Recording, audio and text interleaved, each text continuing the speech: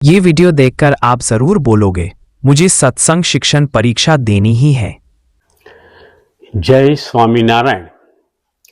सत्संग शिक्षण परीक्षा अंतर्गत प्राज्ञा 1 श्रेणीમાં પ્રશ્નપત્ર 2 માં વિભાગ 1 માં સ્વામીની વાતોનો સમાવેશ કરવામાં આવ્યો છે, જેમાં ત્રીજા પ્રકરણમાંથી 25 વાતોનો સમાવેશ કરવામાં આવેલ છે।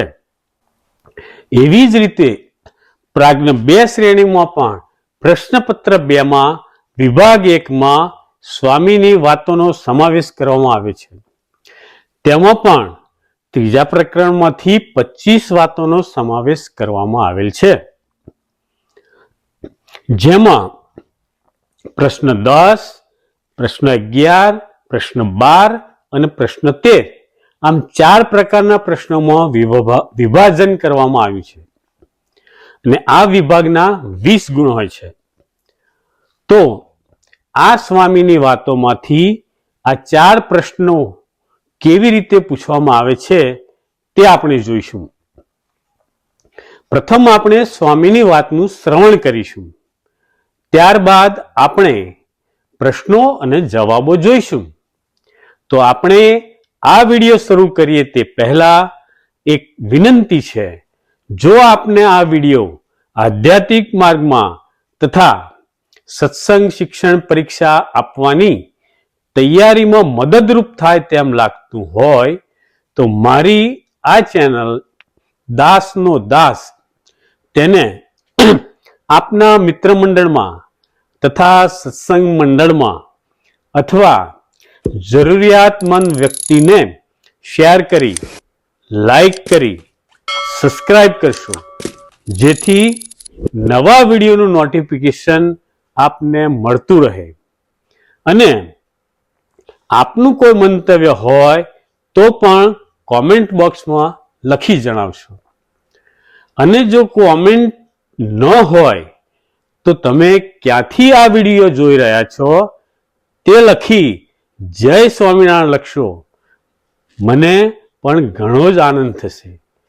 આપણી આ ચેનલ બનાવવાનો મુખ્ય હેતુ એક જ છે કે સત્સંગનું જ્ઞાન દરેક પાસે પહોંચે તથા ભગવાન સ્વામિનારાયણ અને ગુરુ હરિ મહંત સ્વામી મહારાજનો રાજીપો મળે એ જ છે। જ્ઞાન વેચવાથી જ્ઞાન વધે છે અને પાક્કું થાય છે। તો આપ પણ આ રાજીપાના અધિકારી બનો એવી મારી અભિલાષા છે। તો આપણે તેમાંથી પૂછાતા પ્રશ્નો અને તેના ઉત્તરો સમજવા પ્રયત્ન કરીશું। સ્વામિનારાયણ સ્વામીએ વાત કરી છે, સ્વામીએ એક દિવસ શિવલાલને ગાડીમાં બેસાડીને કહ્યું છે, તારા મનમાં એમ જાણે છે જે મેં ગઢડામાં મૂર્તિ પધરાવી ને ભાવનગરમાં રઘુવીરજી મહારાજને પધરાવ્યા, એ કામ બહુ મોટું કર્યું, પણ તારા જીવ સામું જોઉં છું ત્યાં તો અડધો સત્સંગ રહ્યો છે। ત્યારે હાથ જોડીને કહ્યું છે, હા મહારાજ।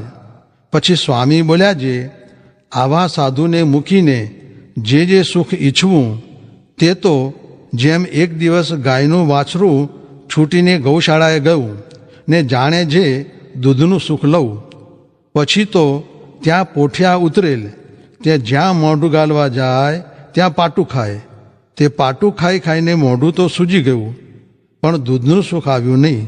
પછી પોતાની મા આવી તો એ ધાવવા સમર્થ ન થયું। તેમ આવા સાધુને મૂકીને બીજે સુખ લેવા જાય છે તે તો પાટુઓ ખાધા જેવું છે। કેમ જે આજ્ઞા ઉપાસનામાં ભંગ પાડશે ત્યારે આવા સાધુ પાસે નહીં બેસાય। જેમ ગાયનું વાછરું ગાય પાસે ન ગયું તેમ એમ કહીને બોલ્યા જે આમને આમ 2 મહિના સુધી વાતું કરીશ ત્યારે મોરે ભગવાનમાં જીવ જોડાણો હતો એવો જોડાશે, એવો સ્થૂળ ભાવ આવી ગયો છે ને આ વાતું તો ભગવાનમાં જોડાવાની છે। પ્રશ્ન 10 છે, જેમાં મુદ્દાસર 5 લીટીમાં જવાબ લખવાના હોય છે, તેમાં 3 પ્રશ્નો પૂછવામાં આવે છે। તો આ વાતમાંથી કેવા પ્રશ્ન પૂછી શકાય તે જોઈએ। પ્રશ્ન 1, સુખ વિશે સમજાવતા સ્વામી શિવલાલને શું કહે છે?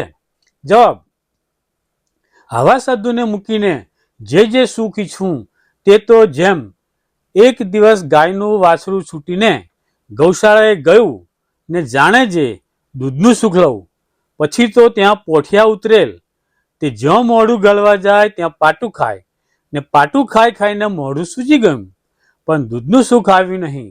પણ પોતાની માં આવી તોય ધાવવા સમર્થ થયું નહીં.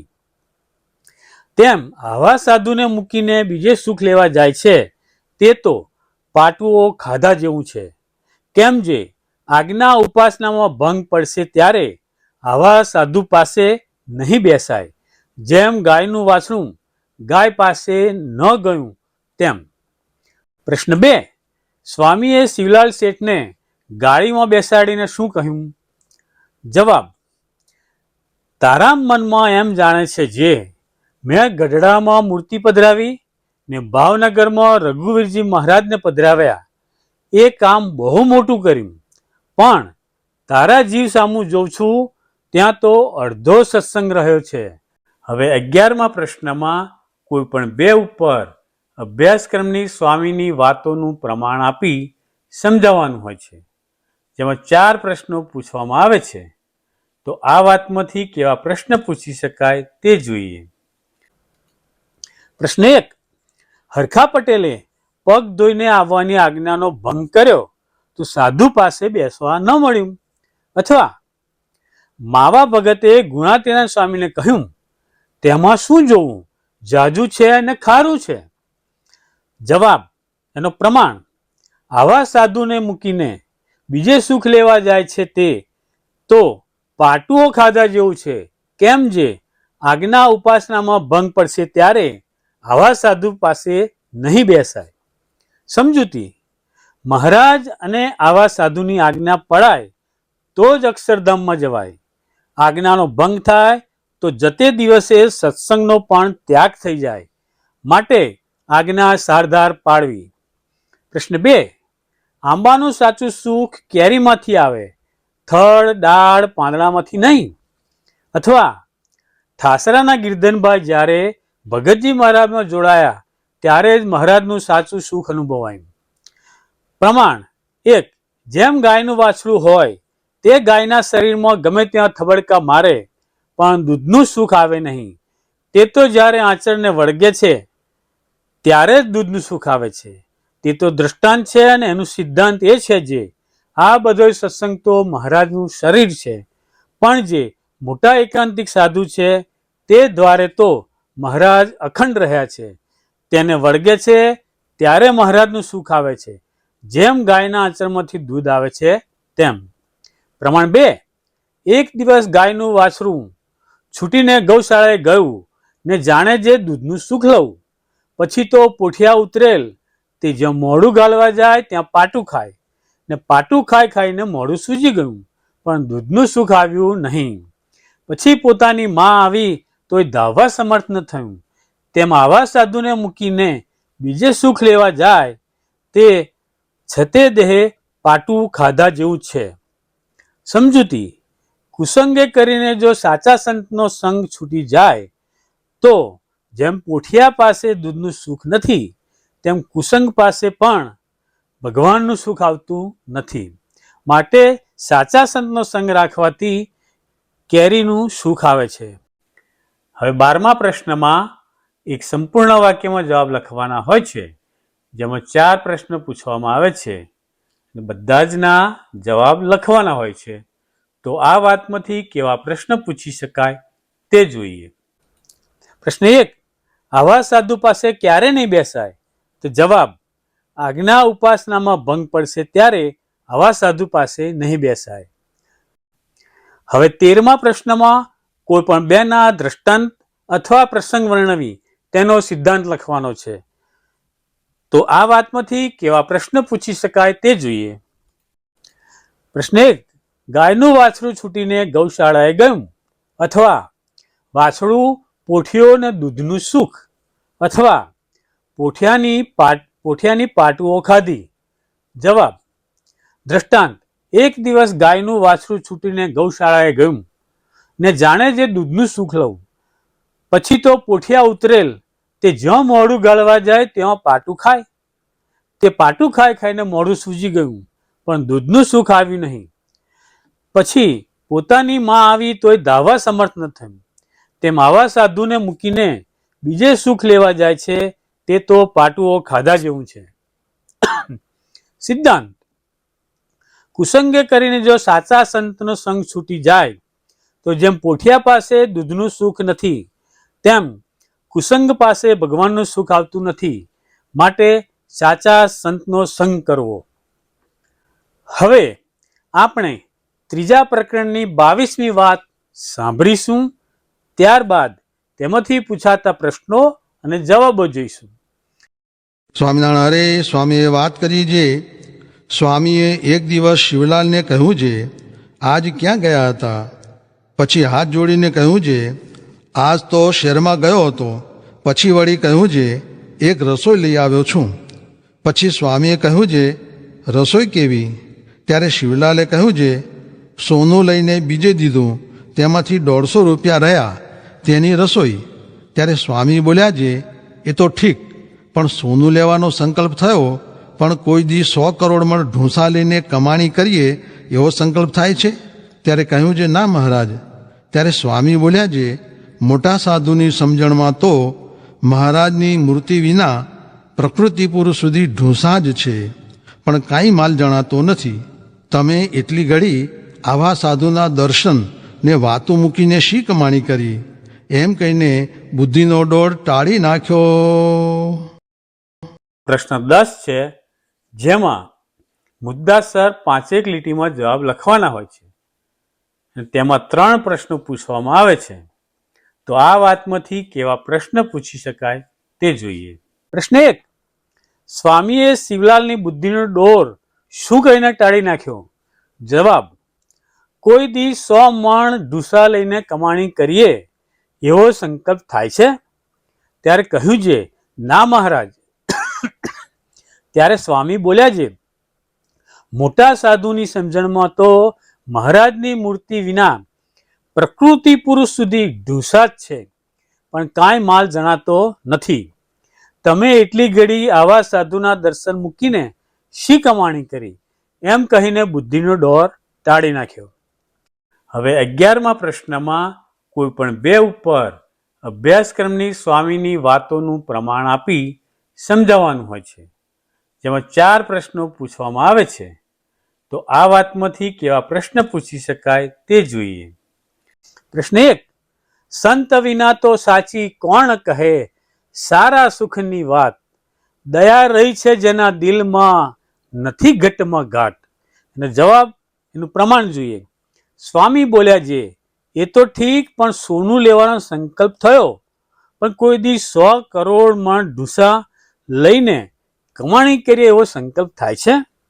તો સમજૂતી: સ્વામી વ્યવહારદક્ષ હતા, આથી મહત્વ સમજતા હતા, છતાં શિવલાલ શેઠનું અલૌકિક હિત કરવું હતું, તેથી આ પ્રસંગે ટાંકે છે. પ્રશ્ન 2: યોગીજી મહારાજ કહેતા 25,000નો નફો જતો કરીને પણ રવિ સભામાં જાઉં. જવાબ, એનું પ્રમાણ: સ્વામીએ શિવલાલ શેઠને કહ્યું, એ તો ઠીક, પણ સોનું લેવાનો સંકલ્પ કર્યો, પણ કોઈ દી 100 મણ ઢૂસા લઈને કમાણી કરીએ એવો સંકલ્પ થાય છે? ત્યારે કહ્યું છે, ના મહારાજ. ત્યારે સ્વામી બોલ્યા છે, મોટા સાધુની સમજણમાં તો મહારાજની મૂર્તિ વિના પ્રકૃતિ પુરુષ સુધી ઢૂસા જ છે, પણ કાંઈ માલ જણાતો નથી. તમે એટલી ઘડી આવા સાધુના દર્શન મૂકીને શી કમાણી કરી? સમજૂતી: અહીં સ્વામી આપણને કથા વાર્તાનો મહિમા સમજાવે છે. જીવને રૂપિયા અને સોનાનો મહિમા બહુ હોય છે, તેથી સ્વામી તે રીતે આપણને સમજાવે છે. આવા સાધુના દર્શન અને વાતો મૂકીને બીજી જે કોઈ કમાણી કરીએ તે ઢૂસા અને રાખના પડીકા જેવી છે. પ્રશ્ન 3: ભગતજીને ગુણાતીતાનંદ સ્વામી 60,000 રૂપિયાનું વરદાન આપવા લાગ્યા ત્યારે તેમણે ના પાડી. અથવા અમેરિકા કેવું લાગ્યું એ પ્રશ્નના જવાબમાં પ્રમુખ સ્વામી મહારાજ બોલ્યા કે માથાભર પાયખાનામાં પડ્યા હોય એવું લાગે. તો જવાબ પ્રસંગ મોટા સાધુની સમજણમાં તો મહારાજની મૂર્તિ વિના પ્રકૃતિ પુરુષ સુધી ઠૂંસા જ છે, પણ કાંઈ માલ જણાતો નથી. તમે એટલી ઘડી આવા સાધુના દર્શન મૂકીને શી કમાણી કરી? સમજૂતી: ભગવાન અને ભગવાનના સંતના સાનિધ્ય જેવું સુખ ક્યાંય નથી. તે સુખનું વર્ણન થઈ શકે તેવું નથી. શાંતિ તો એક નારાયણના ચરણારવિંદમાં જ છે. માટે શાશ્વત શાંતિ મેળવવા માટે ભગવાન અને ભગવાનના સંતના શરણમાં જવું જોઈએ. હવે 12મા પ્રશ્નમાં એક સંપૂર્ણ વાક્યમાં જવાબ લખવાના હોય છે, જેમાં 4 પ્રશ્ન પૂછવામાં આવે છે અને બધા જ પ્રશ્નોના જવાબ લખવાના હોય છે. તો આ વાતમાંથી કેવા પ્રશ્ન પૂછી શકાય તે જોઈએ. પ્રશ્ન 1, મોટા સાધુની સમજણમાં શું છે? તો જવાબ મોટા સાધુની સમજણમાં તો મહારાજની મૂર્તિ વિના પ્રકૃતિ પુરુષ સુધી ઢૂંસા જ છે. પ્રશ્ન 2, શિવલાલને કેમ માન આવી ગયું હતું? જવાબ સોનું લઈને બીજે દીધું, તેમાંથી 150 રૂપિયા રહ્યા તેની રસોઈ લાવ્યા હતા, તેનું માન આવી ગયું હતું. હવે 13મા પ્રશ્નમાં કોઈ પણ 2 ના દ્રષ્ટાંત અથવા પ્રસંગ વર્ણવી તેનો સિદ્ધાંત લખવાનો છે. તો આ વાતમાંથી કેવા પ્રશ્ન પૂછી શકાય તે જોઈએ. પ્રશ્ન 1, 100 કરોડમાં ઢૂસાની કમાણી કરી અથવા પ્રકૃતિ પુરુષ સુધી ઢૂસા છે. જવાબ દૃષ્ટાંત: સોનું લેવાનો સંકલ્પ થયો, પણ કોઈ દી 100 મણ ઢૂસા લઈને કમાણી કરીએ એવો સંકલ્પ થાય છે? ત્યારે કહ્યું છે ના મહારાજ. ત્યારે સ્વામી બોલ્યા છે, મોટા સાધુની સમજણમાં તો મહારાજની મૂર્તિ વિના પ્રકૃતિ પુરુષ સુધી ઢૂસા જ છે, પણ કાંઈ માલ જણાતો નથી. તમે એટલી ઘડી આવા સાધુના દર્શન મૂકીને શી કમાણી કરી? એનો સિદ્ધાંત જોઈએ. જ્યારે ભગવાન અને મોટા સંતના દર્શને જઈએ ત્યારે તેમનો સમાગમ મૂકીને બીજી કોઈ પ્રવૃત્તિ કરવી જોઈએ નહીં. તે સમયે કરેલી બીજી પ્રવૃત્તિ ઢૂસાના વ્યવહાર જેવી છે. Jai Swaminarayan. Thank you for watching video.